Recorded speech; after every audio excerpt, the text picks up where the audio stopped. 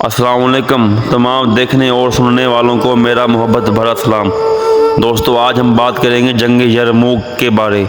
جنگ یرموک رومیوں اور مسلمانوں کے درمیان ہوئی تھی۔ یرموک مدینہ پاک سے 700 کلومیٹر دور ایک جگہ ہے۔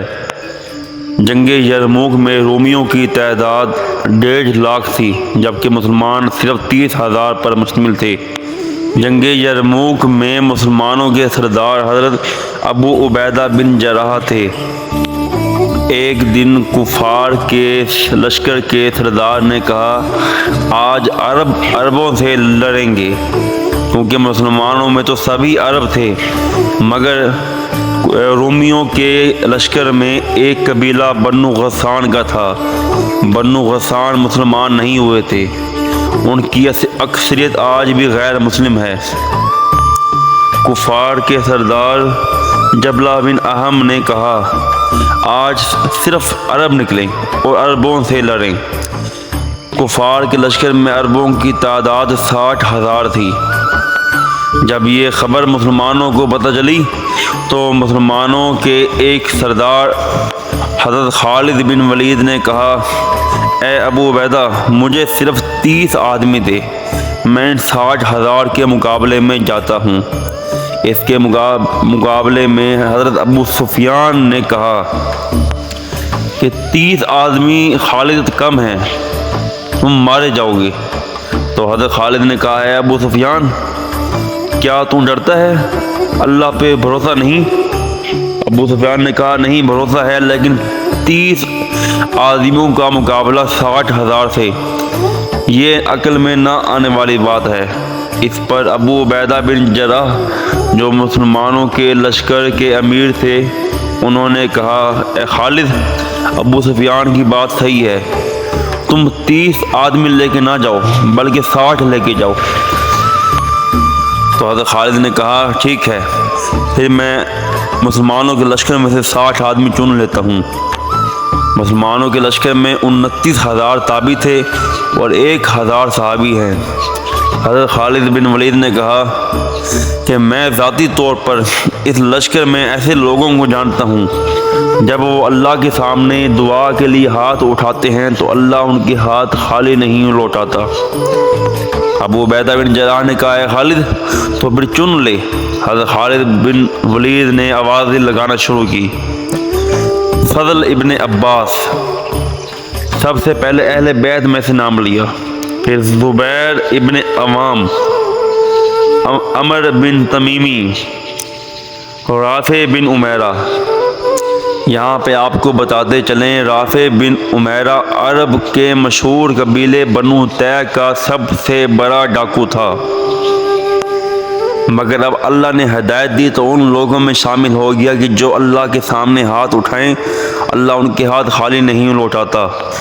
زرار بن ازور، عبداللہ بن عمر، عبد الرحمن بن ابی بکر، عبادہ بن صامت، حذیفہ بن یمان۔ اس طرح حضرت خالد بن ولید نے 60 لوگ نکالے۔ ان 60 لوگوں میں سب کے سب صحابی ہیں، کوئی بھی تابعی نہیں۔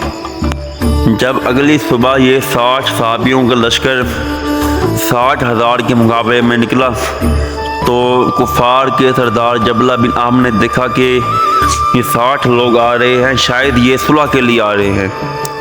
جبلہ بن احم نے خوش فہمی میں اپنے لوگوں سے کہا آج میں ایسی شرطیں رکھوں گا کہ مسلمان توبہ نعوذ باللہ ذلیل ہو جائیں گے۔ مگر جب اس نے دیکھا کہ حضرت خالد بن ولید نے کہا آؤ اور لڑو ہم سے، تو جبلہ بن احم بھی عرب تھا، وہ عربوں کے دستور سے واقف تھا۔ اس نے کہا میں 60,000 کا لشکر ہے اور تم صرف 60، میں نہیں لڑتا۔ مگر جب حضرت خالد بن ولید نے زیادہ اصرار کیا تو وہ جنگ کے لیے آمادہ ہو گیا۔ مسلمانوں نے پہلا حملہ کیا تو کفار کی دیوار نہیں ٹوٹی، دوسرا حملہ کیا کفار کی دیوار نہیں ٹوٹی، تیسرے حملے پہ کفار کی دیوار ٹوٹ گئی تو مسلمانوں نے پورے جوش سے حملہ کیا۔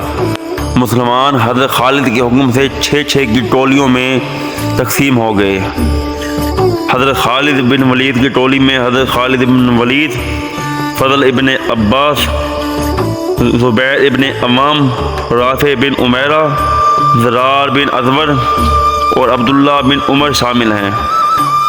ماشاءاللہ مسلمانوں اور کفار کے درمیان بہت زوروں سے جنگ ہوئی۔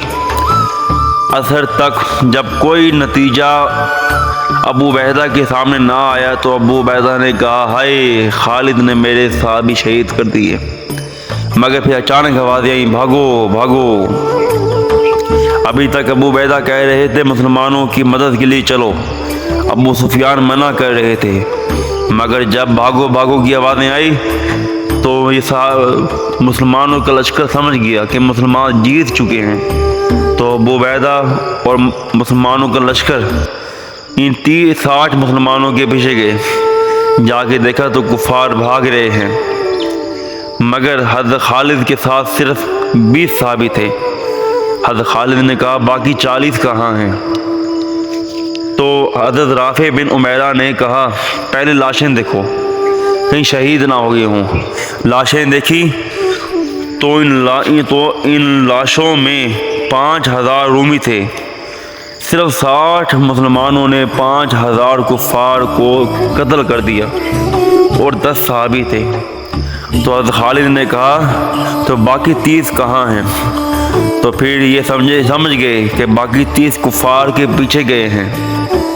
تو حضرت خالد بھی اپنے باقی 20 صحابیوں کے ساتھ ان کو بچانے کے لیے گئے، تو ان سب کو بچا لیا گیا، صرف 5 صحابی کفار نے قید بنا لیے، ان کو بھی بعد میں حضرت خالد بن ولید نے آزاد کروا لیا۔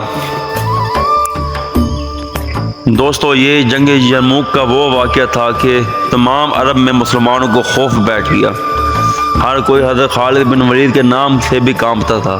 جنگ یرموک حضرت عمر کے دور میں ہوئی۔ اللہ پاک ہمیں اور تمام مسلمانوں کو نیک عمل کرنے کی توفیق عطا فرمائے، آمین والسلام۔